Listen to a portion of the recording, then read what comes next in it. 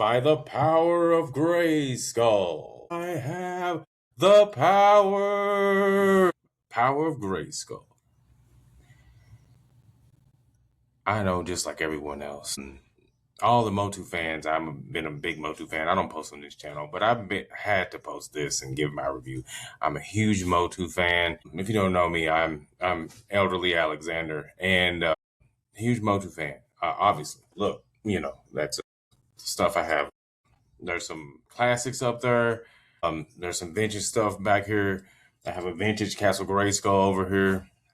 This very expensive cup, this sipper, Skeletor chain, all this stuff. Just to put it out here, I am a Motu fan. I'm 43 years old. I do not remember a time in my entire life where He-Man wasn't there. In fact, some of my first memories are of me playing with He-Man and taking him, Battle Cat, out of Castle Grayskull. And Travis Knight created a movie.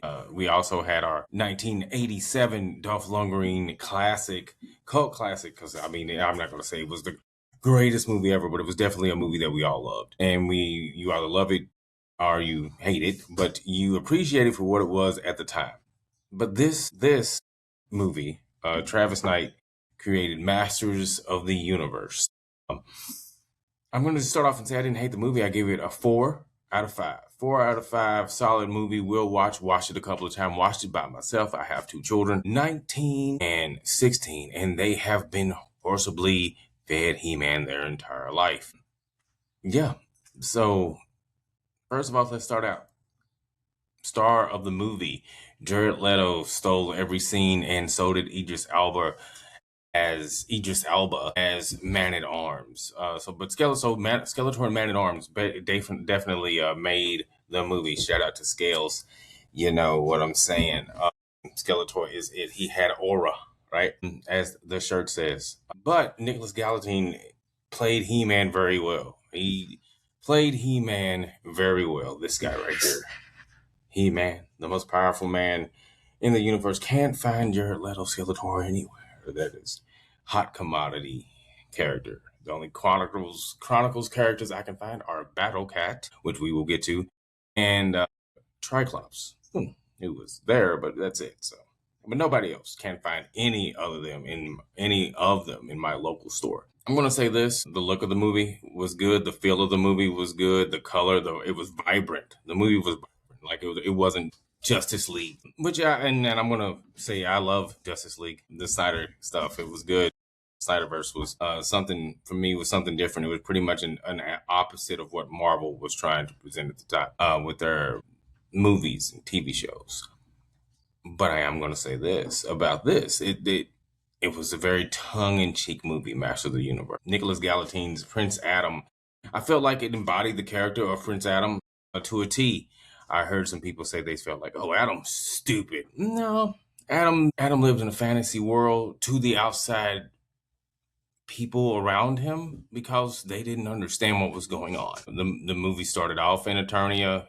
In what we learned to find out is just a retelling of him on a date, telling a woman that he's an alien prince who's stranded on Earth searching for a magical sword. Obviously, she thought he was insane and she left.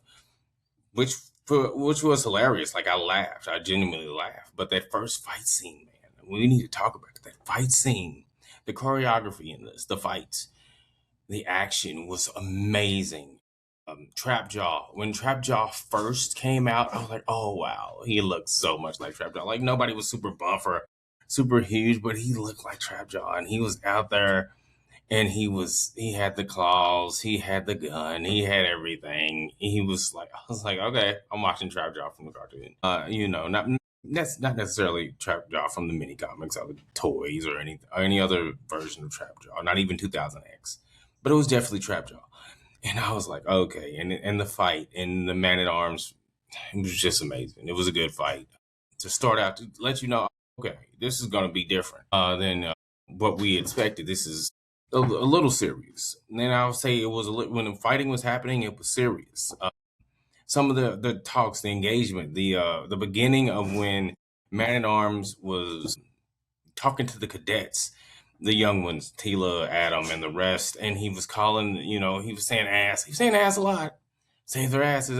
Not necessary, but it was like it kind of set a tone for maybe people that weren't familiar with the Master of the Universe franchise. But it also it set you there, and then we had the war right after that, as Adam was telling his date, and that was it. And then it was all serious, and how Adam got sent here because he needed to be saved, and him and the Power Sword got shipped to Earth, right? Okay, him and the Power Sword got shipped to Earth, but the thing is, they didn't. The Earth scenes didn't bother me, but they bothered me in the fact that I would have wanted to see more young Adam instead of an adult Adam working at HR.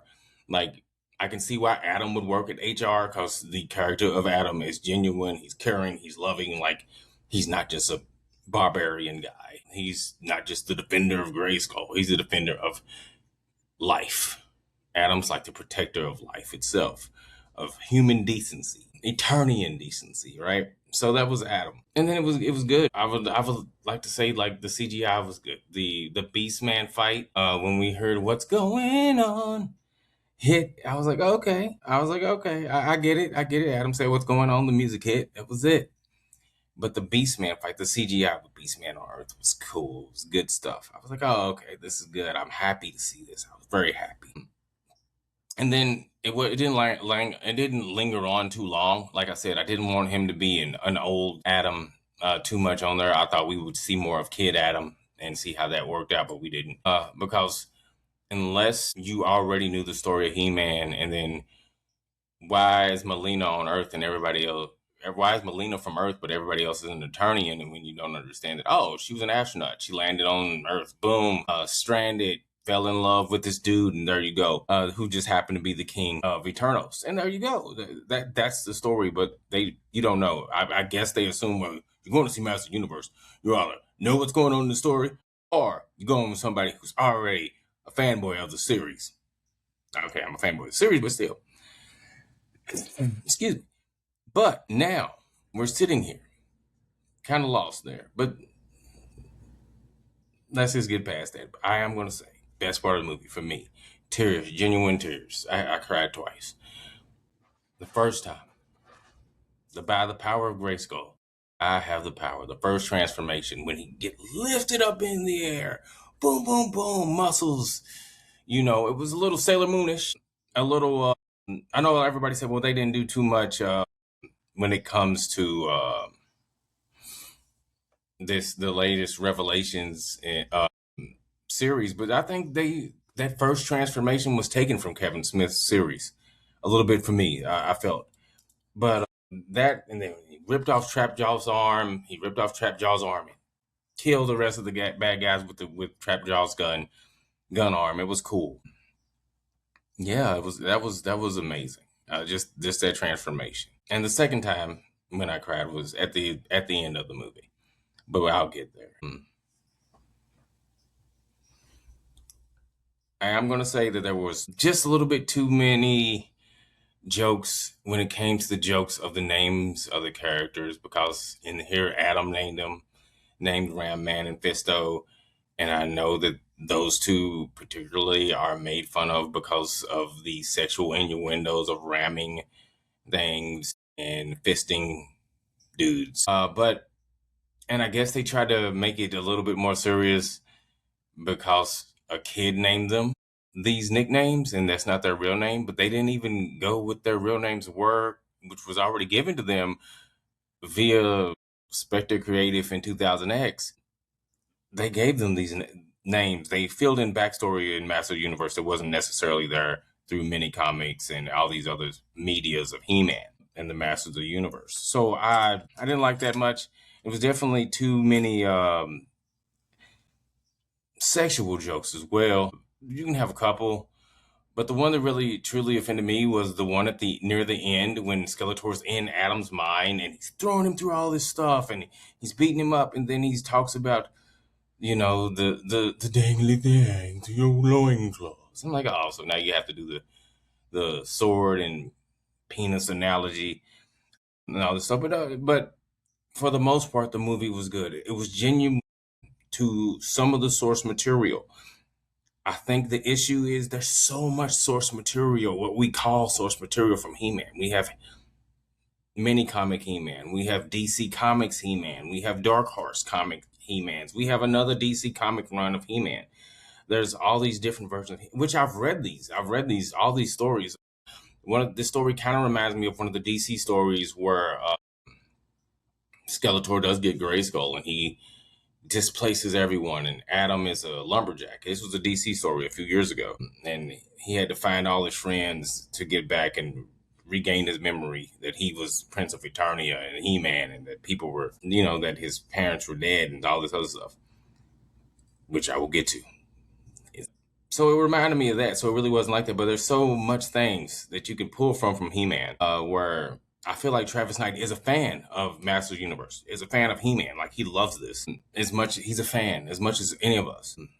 But there's so many things you can pull from and kind of piece together. And he made his own story of He-Man. A part I didn't like, two parts. One, I thought it was like, okay, it was cool, it was badass. But why did he run in there after Skeletor paid homage to the 1987 movie when he broadcasted himself that he had Adam's parents, and then Adam was already He-Man by then, so Adam ran up to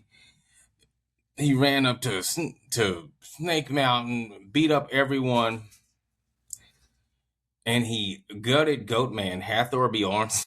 He gutted him, like, just ripped off his horn, stabbed him in the throat, and then uppercutted that man to God, like Mortal Kombat style. I was like, well, that's unnecessary. And I was like, okay, so I'm going to kill Skeletor. Like, that was he went straight there because he wanted his family. That's okay, I get it. But he wasn't HR Adam because that's who he normally is. It seems like that part was a little bit too, it progressed too much. Like, the conversation just went straight to, I'll kill him. And then he ended up killing his dad. Problem for the movie. Now, this is my major issue. Superman to me, He-Man to me, is special because no one died to make him He-Man. No one died for Adam to be a hero. Adam was just a hero. And I understand that they were paying homage to the classic Filmation episode, The Problem with Power. Because he accidentally killed somebody. In the episode, he didn't kill anybody. It was Skeletor faking that he got killed and killed a man. You killed my brother! Because it was, I forgot the name of the creatures, but they didn't have heartbeats. So he was like, he's dead. And then it was like, no, and he threw the sword. That was when we saw him transform back. One of the few times we saw him transform back, let the power return, and then he just tossed the sword down the bottomless abyss, and that was it. Off of Grayskull, and then they took him home. He was sad, but then Arco found out, oh no, it's fake. No, went down there, saved Tila, battle power Grayskull, became He-Man again. Well, no one came back, and my issue with superheroes is, why does somebody's parent have to die? Why did He-Man have to kill Randor? Randor didn't have to die. Superheroes' parents don't have to die for them to be superheroes. And that's what made He-Man absolutely special. That's what made Adam special. All this other stuff, it made him special. Stop. Everybody stop. Bring Randor back. Like, I want Randor to be brought back. Somebody bring Randor back in the movie. But anyway, Adam gets locked up after that, and Skeletor beats the He-Man out of him, I guess.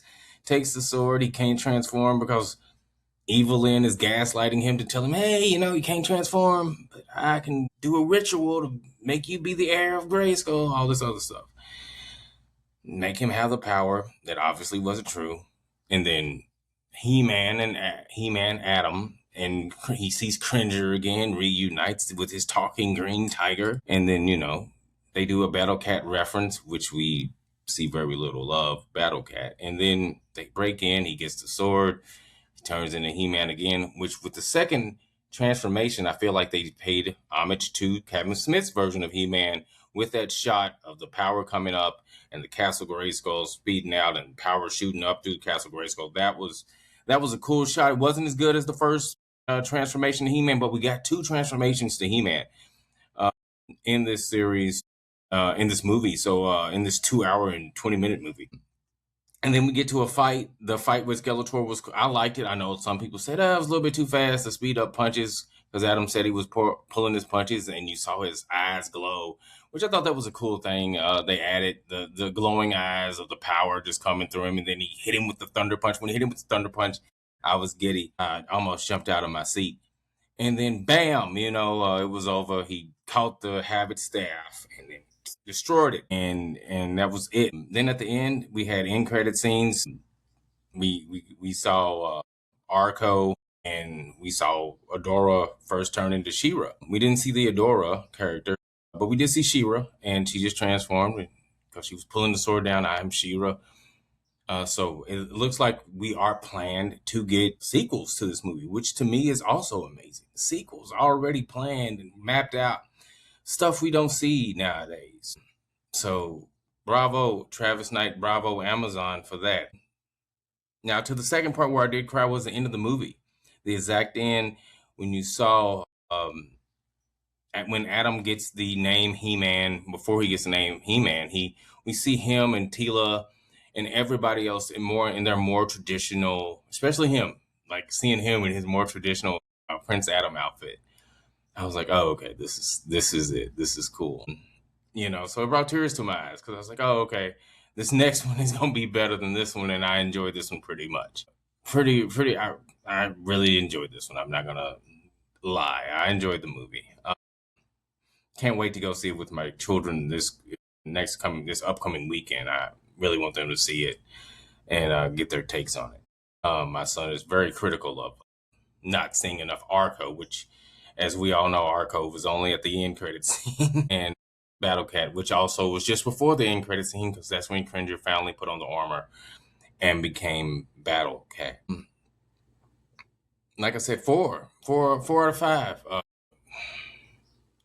The killing of parents needs to stop in these movies because that doesn't necessarily mean that you're going to be a hero. That's also villain arc too. I mean, if we go that route, I would like to say that Skeletor, Jared Leto's performance was amazing.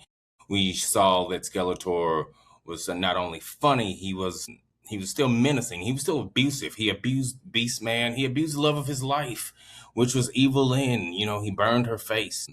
He did.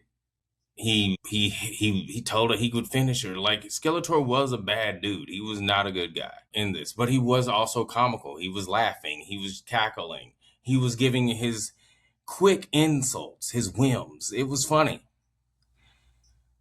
But to me, it was good. It was probably one of Jared Leto's best performance. I didn't hate his Joker. It was just an interpretation of a Joker. I didn't hate his Joker. I didn't really hate Morbius. Wasn't the best movie, but neither was his version of the Joker. It was just that version that was written of the Joker just wasn't good. Now, I don't think his acting had anything to do with it.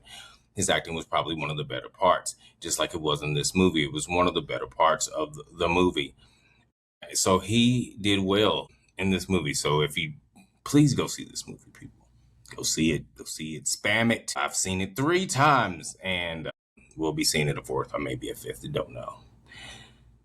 But I can say that first time, there were people dressed up. There was a man in a full He-Man costume. He had the cup sword, just like I do, and he had it, and he was in full He-Man garb, tears in his eyes. There was a lady dressed up as Skeletor. There was another man dressed up as like Ram Man. People were characters, people dressed up. I didn't see stuff like this for Marvel movies. And I've been to all of them. Maybe like a little kids dressed up as Spider-Man. That was it.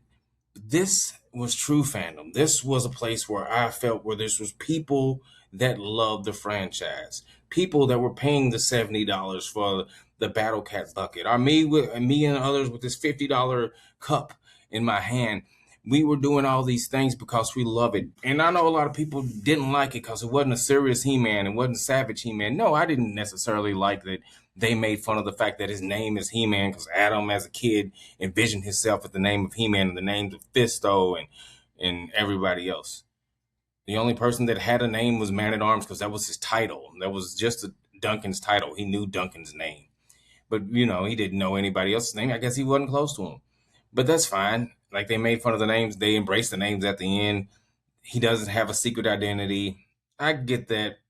It's more of a thing. They've stripped him away of that in multiple incarnations of He-Man. So it kind of pulls it away from this. But the fact that they made fun of Adam still sneaking around and jumping and hiding and then saying by the power of Grayskull and transforming him in Cringer to act like when everybody knows why is he hiding.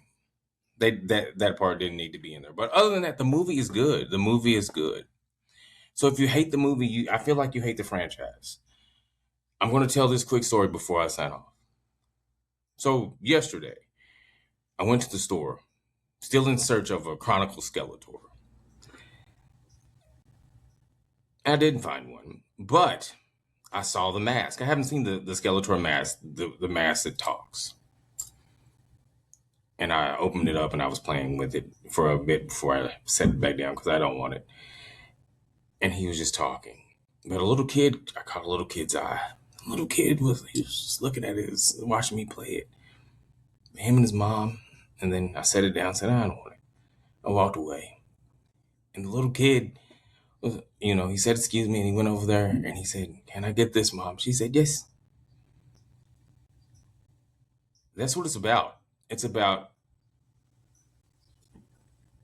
the toy line continuing. We're old, dudes. We're old, man. I'm elderly. I know I call myself elderly, but if you grew up with this, man, you're not young. Either one of your parents or your grandparents, somebody showed you who He-Man was. Even 2000X, 2000, you guys are like, what, 20, 30 years old? Come on now. It's about this. This is what it's about. It's about selling stuff like this. All these. Yeah, we're going to buy them. We're going to buy toys. We're going to buy He-Man. We're going to buy Skeletors. We're going to buy Trap Jaws. We're going to buy Castle Grayskulls. We're going to buy Tack Tracks. We're going to buy all these things. But we're going to die. And if we want people to appreciate this franchise, we need something like this to be around where cool toys will have something so kids can have a story to connect it to. And hopefully they'll create their own. And hopefully they'll love it enough to where they will continue on. When Travis Knight is gone, somebody else is making a He-Man movie. Someone else is making a He-Man cartoon. Another video game. Bitmap Bureau, put that game out because it should be in my possession. It was supposed to come out in April. What's wrong with you people? Anyway, but that's what it's about. It's about making toys. It's about giving up what we love to the next people and passing it down. And it's going to change. God knows Ninja Turtles has changed a million times. From the comic book to the cartoon to the movies to the other cartoons to video games to everything. Ninja Turtles is completely different. Transformers evolved. Let's allow He-Man to evolve, okay? Let's allow Masters of the Universe to evolve into something new. And it might not look exactly the same as it did when we were 1 to 10, 1 to 20, 1 to 15. No matter what He-Man. Because God knows he doesn't look anything like New Adventures He-Man. Or that Netflix series He-Man either. She-Ra doesn't look like DreamWorks She-Ra. Thank God, right? But at the end of the day, let these series evolve. Let these kids take it over. And let's just appreciate it because we want this to continue. And they'll go back and they'll look at the stuff that we watched and that we read and that we played with too. But just like Dolph Lundgren said, good journey. I'm elderly. Alexander. I'm still pissed. But I love this movie. Go watch it.